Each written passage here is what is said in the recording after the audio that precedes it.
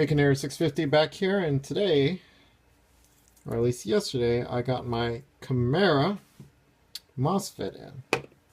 So I already got the motor wires soldered on, but I figured I'd finish up the installation here for you guys. So I got them solder on, got a little tape here. I highly suggest if you wrap this with electrical tape to cut it with a knife. So that way when you reinstall it into the receiver, it's not going to be an issue. So here I got my upper receiver, and I'm going to install the rest of this in first so that way I can properly trim this wire.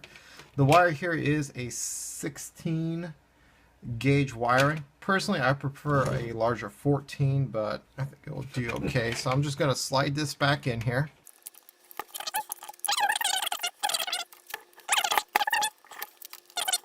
This is in the semi position. This lines up with this. So I lower this down. Select in the semi position. Alright. And then use my pick here to push the trigger. So I slide it down.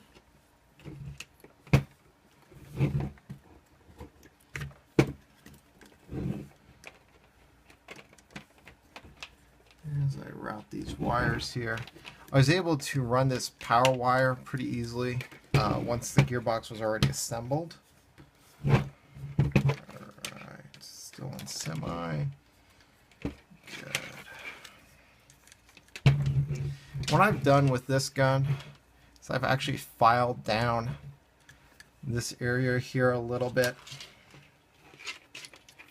Actually, before I fully set this, I'm going to run the data cables through here first, just to make it a little easier.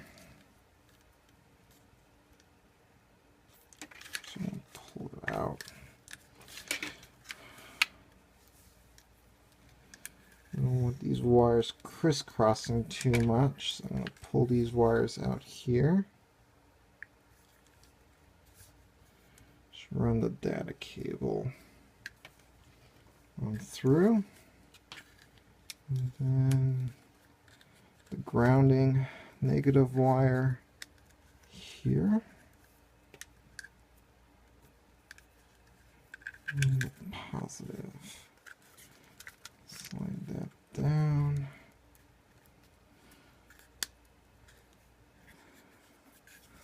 A little bit, that wire's kind of getting in the way of the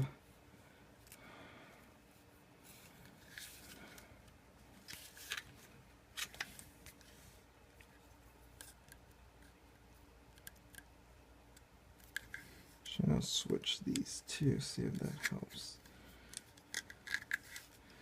So run the red power cable on the inside, the black.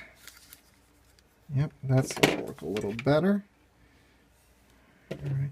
And something I want to watch out here for, I see already, is the white data cable. Actually, see if I can get it here. You can see a bit of it here. Now, if I were to plug that screw in right away, it would pinch it. So I'm going to lift up the gearbox a little bit, and I'm going to use my pick just to kind of using the non-sharp side, the outside here where it's nice, soft and dull. I'm going to rotate that around there. See if I can prevent that data cable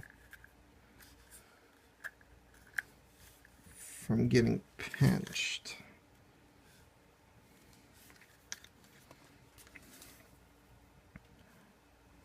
Alright, that's nice and clean. Alright, I'm going to grab my wrench right here. Then I'm going to just put one screw in.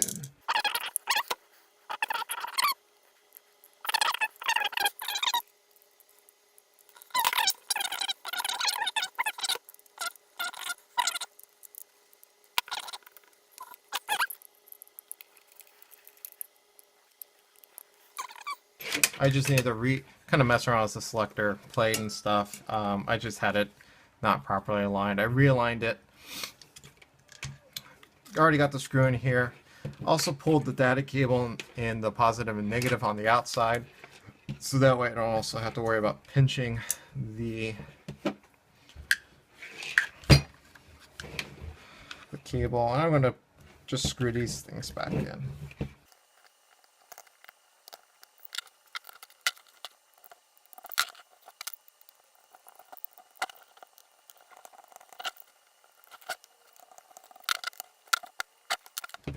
Alright, got those all in. So now I'm going to push these cables in here, these wires. Just going to push the positive in first. I'm going to use my handy pick here. Help to just nudge this in. You want to be careful not to cut it with the tip, though.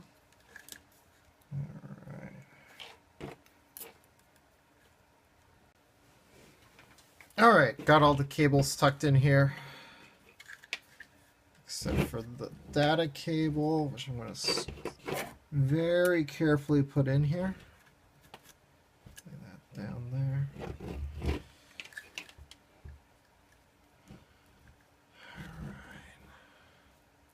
I want to be careful not to pinch that data cable, but it is now fully in.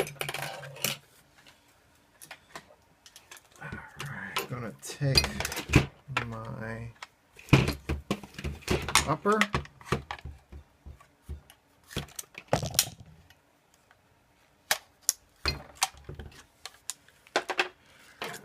That cable is through. Alright, now we're going to attach the actual MOSFET. Going to put the data cables in. I'll be very gentle. Got the first one in. Alright, got those in. Now I'm going to just take my wire stripper here and cut off a little piece. Alright.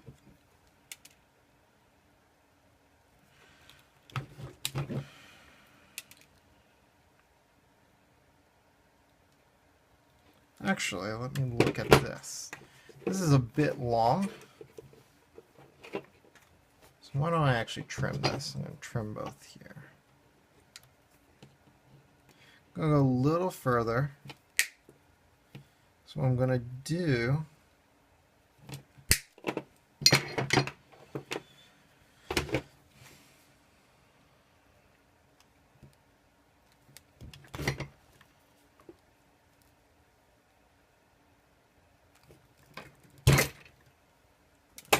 twist this.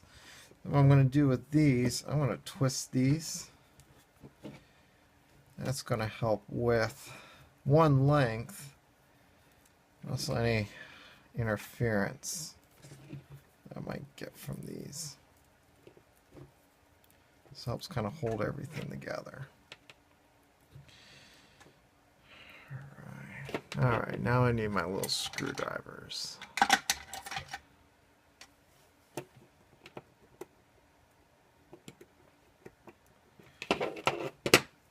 Gonna hook this up.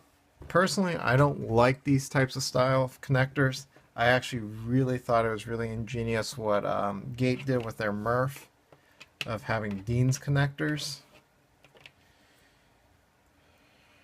Alright, this is one of the main reasons, is trying to get all these little wires that should go in there. Try not to block the camera.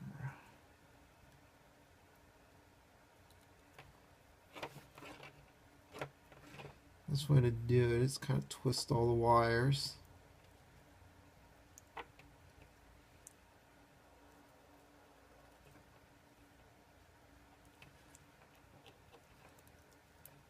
I might actually have these a little too long, so I'm going to just trim a little off of them.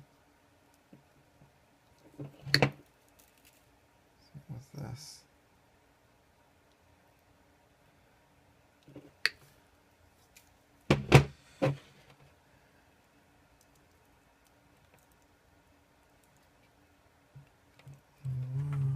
Try not to block the camera with my head. Alright, once you get those in there, once you slot them in, you tighten down this screw. It should hold it. One of the reasons I don't like this style of connection is that it's really easy for it to pull out.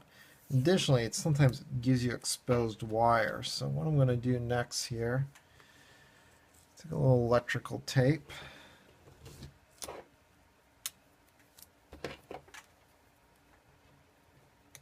Just kind of give it a little bit of extra insulation here.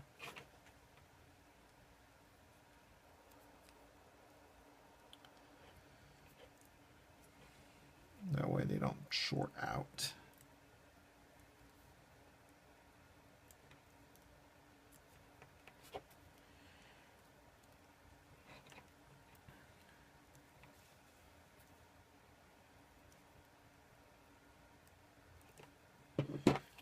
Slide the next one in.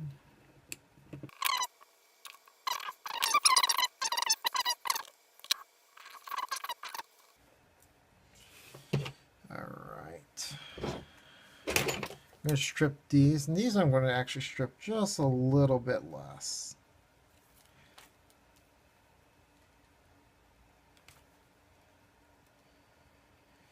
Alright, let's try this. These are a lot shorter. This is to my extension that goes to the back. I really want to shorten that. Yeah, I'm losing a lot of efficiency with it being that long. But the battery I get to use is so large, it's kind of like I can just, it doesn't hurt me as much. Yeah, that worked a lot better. Making them these little stubbies. Let me go back and retrim those then.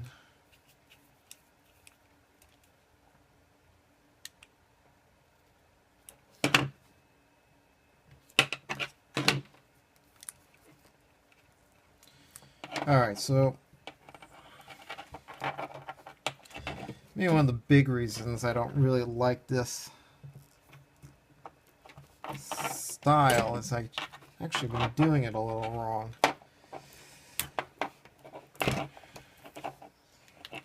You almost want to really cut these really, cut these, only strip them as little as you need them. Also to the point where you think you're going to actually be sticking insulation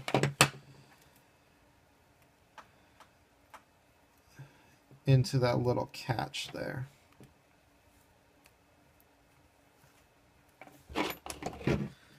So essentially trim this down to be about half the size. Just like that. Just a little tiny stub.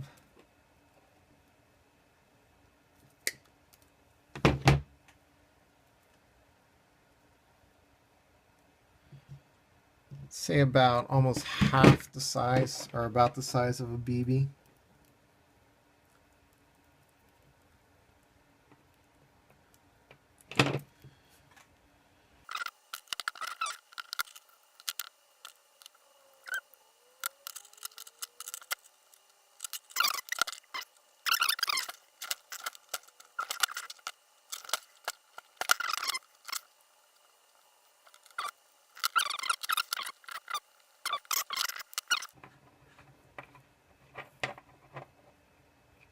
So I'll just wrap around that to help insulate it.